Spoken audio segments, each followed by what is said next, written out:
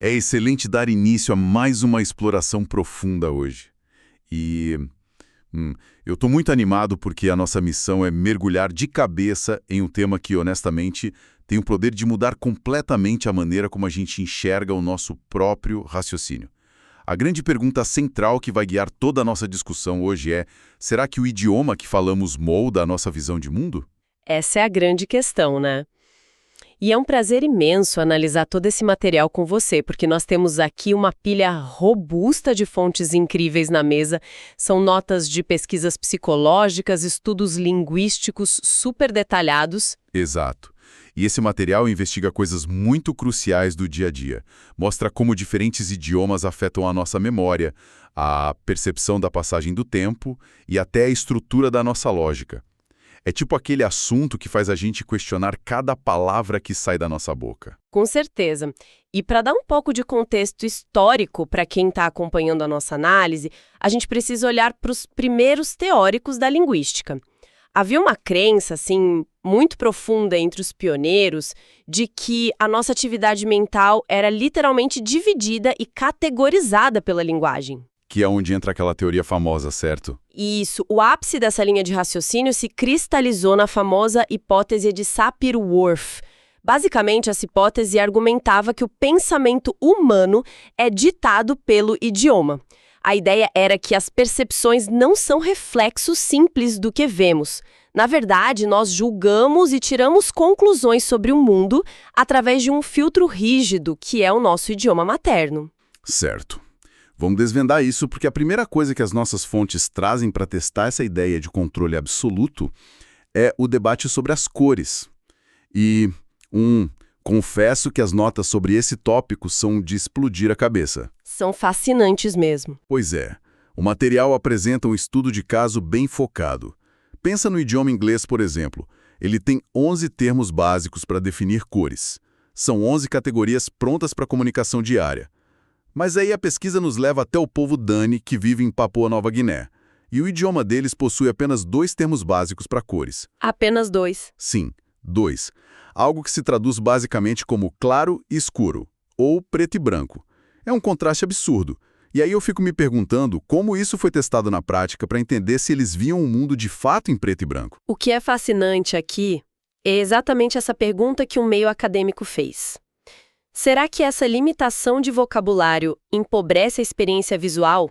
Para investigar isso, as nossas fontes detalham a pesquisa da professora Eleanor Roche, lá da Universidade da Califórnia, em Berkeley. A pesquisa das fichas de plástico. Essa mesma. A premissa dela era testar se a ausência da palavra impedia a mente de reconhecer a cor.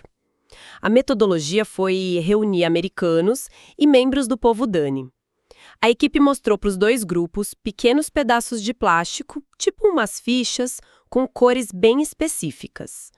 A tarefa era olhar para a cor, esperar um tempo e depois achar a cor exata no meio de um monte de outras fichas misturadas. O que parece uma tarefa, incrivelmente injusta para quem não tem a palavra para catalogar isso na mente, né? A intuição diz que sem a palavra azul turquesa para guardar na cabeça, o cérebro vai se perder na hora de buscar a correspondência. Sim, essa era a expectativa da época.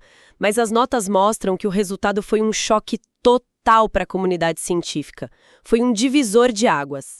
O estudo provou que os Dani não tiveram absolutamente nenhuma dificuldade extra em reconhecer e lembrar das cores. Nenhuma dificuldade? Nenhuma.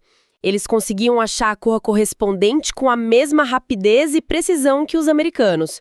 O fato de não terem um rótulo verbal específico para verde ou amarelo não impedia o cérebro de processar aquela informação visual da luz. O hardware visual funcionava da mesma maneira, independente do software linguístico. O que, segundo o material, acabou se tornando aquele consenso muito libertador alcançado lá na década de 1970. Ficou estabelecido que a linguagem tem sim uma grande influência sobre as nossas mentes, mas ela não determina as nossas mentes. Exatamente. Nós não somos prisioneiros do nosso dicionário. Esse é um momento revelador das fontes. A linguagem não é uma grade de prisão, é só uma lente. E falando em lentes, o material dá um salto da percepção visual para algo muito mais abstrato, que é a matemática. E os dados comparando os sistemas numéricos são impressionantes. São mesmo, e mostram muito sobre a carga cognitiva. Pois é, o idioma chinês usa um sistema decimal extremamente lógico.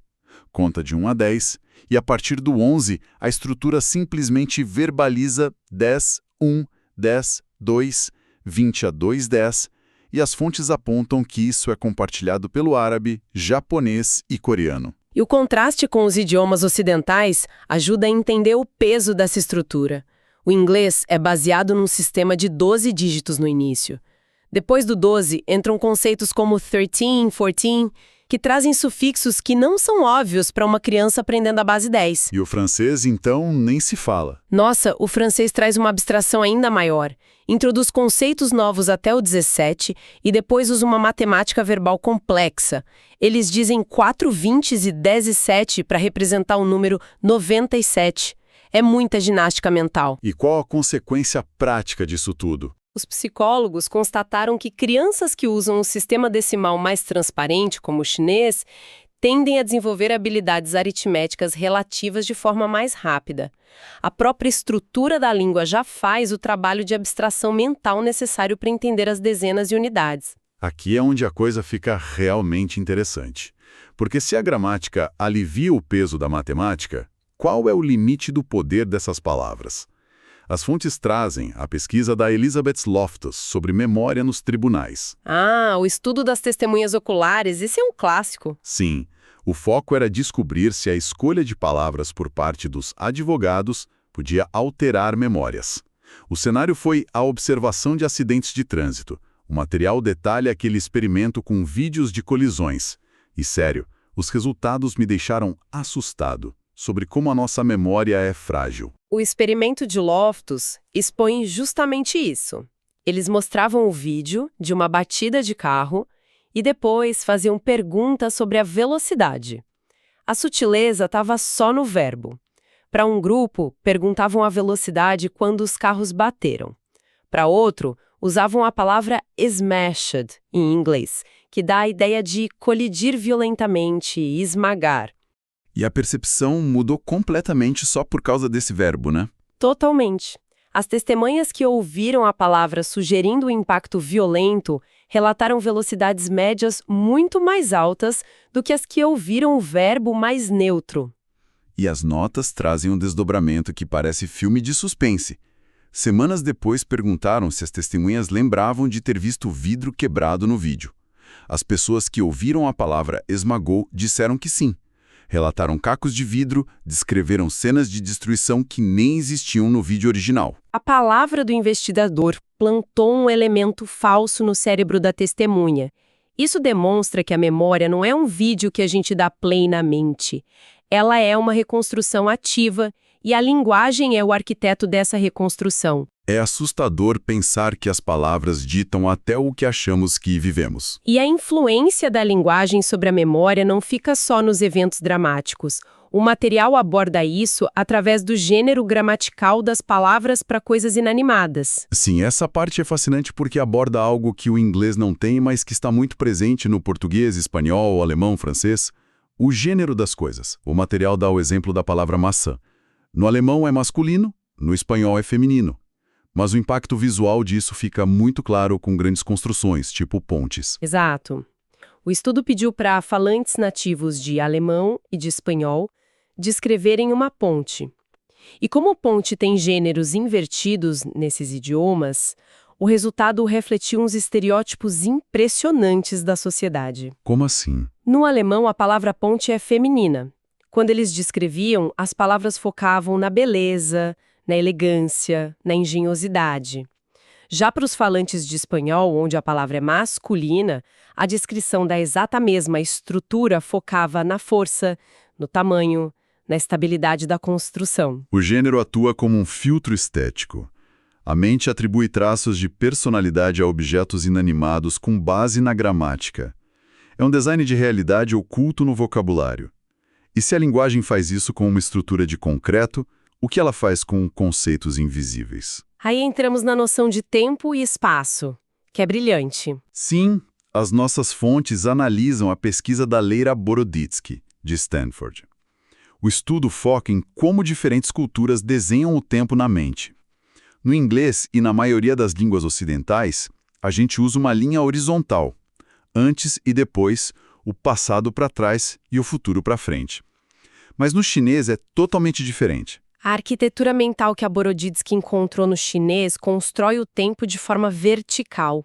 Existem expressões para descrever eventos longos que se traduzem como para cima e para baixo em 5.000 anos. Eles visualizam o tempo como uma coluna. O passado está no topo, para cima, e o futuro está fluindo para baixo. E as fontes trazem um experimento prático que dá um nó na cabeça. Imagina a instrução a uma reunião quarta-feira e alguém avisa que ela foi movida 2 dias adiante. Em que dia a reunião vai acontecer? Esse é o paradoxo da reunião de quarta-feira. Exato, e é incrível como a resposta divide as pessoas. E divide de forma muito clara. Alguém raciocinando com a estrutura vertical do chinês vai concluir que a reunião acontecerá na segunda-feira. Porque mover para cima ou adiante numa lista vertical significa voltar ao início da lista, retroceder no calendário. Caramba! Já os falantes de idiomas ocidentais quase sempre respondem sexta-feira, porque mover adiante na linha horizontal significa avançar na direção do movimento e ir mais fundo no futuro da semana. É a mesma instrução, mas a bússola aponta para dias opostos. E falando em bússola, a percepção espacial também é afetada. O material traz a anedota do Sr. Hao Baolin sobre um casal de idosos em Pequim. A esposa pede para o marido, por favor, durma no norte. Não é durma do lado esquerdo, é durma no norte. O que a mente ocidental tem muita dificuldade de processar, né? Manter esse mapa absoluto o tempo todo. É surreal. A linguagem sobrepõe a direção absoluta sobre as noções relativas de esquerda e direita ou dentro e fora. Nesse contexto, dormir no norte significava dormir do lado de dentro da cama. Isso exige que o cérebro calcule a posição em relação ao campo magnético o tempo todo, subconscientemente. Sim, a percepção do corpo ganha uma precisão que simplesmente não é exigida em culturas que usam ouvir à esquerda ali na porta. Então, o que tudo isso significa para nossa tomada de decisão consciente? Se a nossa memória, a matemática, o tempo e o espaço são coreografados pelas palavras, como a linguagem afeta o nosso raciocínio puro e a nossa estratégia? Essa é a última grande peça do nosso quebra-cabeça de hoje. Pois é. A parte final explora a pesquisa de Alfred Bloom, em Harvard, sobre o modo subjuntivo. No inglês, temos marcadores que alteram a realidade da frase. I will é concreto. I would vira uma hipótese. I could adiciona condições. Mas as anotações revelam que o chinês lida com o hipotético de forma diferente. A diferença estrutural é enorme.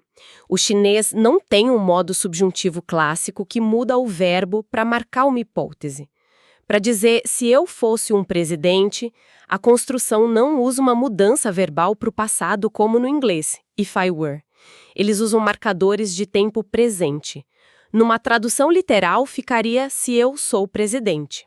O que para nós tira aquela placa de neon piscando dizendo que saímos da realidade e entramos na suposição. Exatamente. Sem essa placa gramatical, o pesquisador testou como as pessoas processariam perguntas baseadas em fatos falsos, as perguntas contrafactuais. As notas detalham o teste das formas geométricas. Pediram para os participantes refletirem sobre premissas do tipo: se todos os círculos fossem grandes, os círculos triangulares também poderiam ser grandes. E os resultados do Bloom mostraram que, para os participantes respondendo em chinês, a ausência de um aviso gramatical imediato tornou o processamento inicial da questão mais complexo. A intenção da pergunta demorava um pouco mais para clicar na mente deles. Mas isso não quer dizer que eles não conseguem processar, certo? Isso levanta uma questão importante. O próprio material cria uma barreira para não interpretarmos isso errado. A dificuldade de processamento inicial não significa incapacidade. Os falantes de chineses dominam o pensamento contrafactual. só que eles usam o contexto das conversas para navegar nisso. Tipo, se alguém perguntar se as pessoas não estivessem no trabalho agora, o que estariam fazendo? Perfeito. Qualquer um imagina os cenários alternativos usando o contexto. A capacidade está 100% lá. Mas a grande provocação do estudo que os psicólogos ainda debatem não é sobre a capacidade, mas sobre a preferência. A dúvida é se a arquitetura de um idioma exige mais energia mental para sustentar pensamentos contrafactuais de forma contínua. Será que isso diminui o desejo natural do indivíduo de gerar múltiplas realidades alternativas? Será que impacta o impulso de desafiar o status quo puramente na teoria? É um terreno vasto que a psicologia cognitiva ainda está escavando. Com certeza. E quando a gente resume tudo isso, fica claro que a linguagem atua como um filtro invisível na nossa vida. Ela facilita a nossa matemática dependendo do idioma, influencia o quão rápido a gente processa as hipóteses, molda nossa memória de eventos como acidentes, muda como a gente descreve pontes e desenha o mapa do nosso tempo. E a relevância disso para o nosso dia a dia é enorme. Entender que a linguagem atua como esse filtro permite que a gente observe as nossas interações com muito mais clareza. Desde debates casuais, reuniões de trabalho, até os nossos próprios pensamentos silenciosos. Tudo ganha textura ditada pelas palavras que a gente escolhe. Aquela palavra isolada que recria o vidro quebrado na memória. Exato. É um lembrete forte de que as palavras não são apenas um meio de transporte para ideias. Elas esculpem a nossa realidade. Isso tudo me leva a uma reflexão final, que não está diretamente escrita nesse texto, mas que é inevitável. Diante desse poder da linguagem de calibrar tão finamente o cérebro, a memória e a lógica, imagina a porta que se abre quando decidimos aprender um idioma totalmente diferente na fase adulta. É uma mudança de sistema operacional. Sim. Será que esse esforço contínuo pode entregar na prática uma personalidade paralela, capaz de resolver velhos problemas através de uma lente completamente nova? A possibilidade de destravar bloqueios mentais simplesmente adotando uma nova estrutura gramatical é algo fascinante da gente ponderar. Fica o convite para questionar como as palavras estão moldando o mundo de quem está nos ouvindo, agora mesmo. Muito obrigado e até a nossa próxima análise profunda.